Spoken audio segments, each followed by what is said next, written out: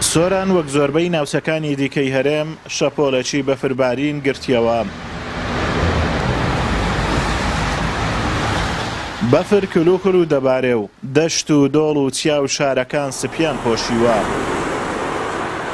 ڕێگاکان بەردەوام پاک دەکرێنەوە، بەڵام هێشتا بەهۆی زۆری بەفرەکە و بەردەوامی بەفربارینەوە مەترسیان لەسەرا بۆ هاتوچۆی شۆفێران.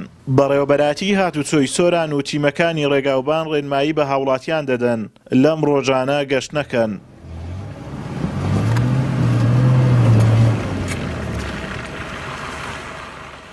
ڕێنمایش لۆ شوفێرانەوەیە، ئەو شوفێرانی کە بەو ڕێگایەدا ئاڕۆن بە تایبەت کە تیمێ مابینن لە ڕێگاوبان یارمەتیمان بتەن بتوانێت ڕێگای بە جوانی قایم بکەینەوە. بەڵام شوفێر هەیە ئاستەنگ دروست دەکات. وەکو ڕێگاوبانیش تیمەکانمان زۆر ڕێک و پێک و مامەزبوطی شەکانی خۆیەکات. بە خودایی ئەگەر ئەو دەستگالۆن خاوین کە تۆ زۆر مەمنونیتی کە ڕێگان هێتە شەوی کەلو نەکرایتەوە ئەو دووشەوە ڕێگان لێ گیرایە.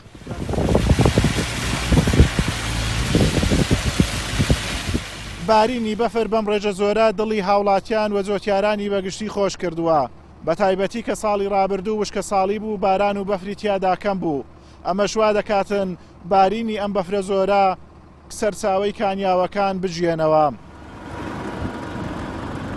هاوڵاتیان هەریەکە و بە جۆرێک خۆشی دەردەبڕن و وێنەی یادگاری دەگرن، سوپاسگوزاری خوای گەورەن کە هەمیشە لە ڕەحمی خۆی بێبەشیان ناکات دوای وشکە ساڵی باران و بەفری بەسەردا باراندن.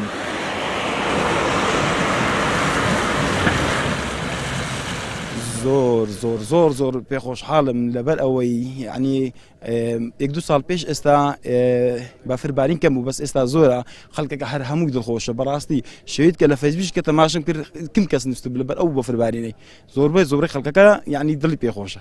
زۆر دڵمان خۆشە بۆ بەفربارینە ساری پار ساری شکە ساری بوو ئەم سارە الحەمدوللا بەفرێکی زۆر باش کەتووە لە هەموو لایەکی.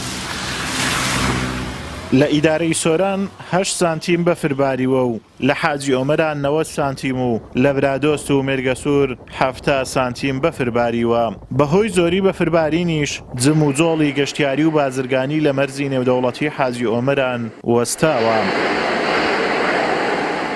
ئازاد ئۆمەراوەی کەناڵی ئاسمانی پەیام دەڤەری برادۆست.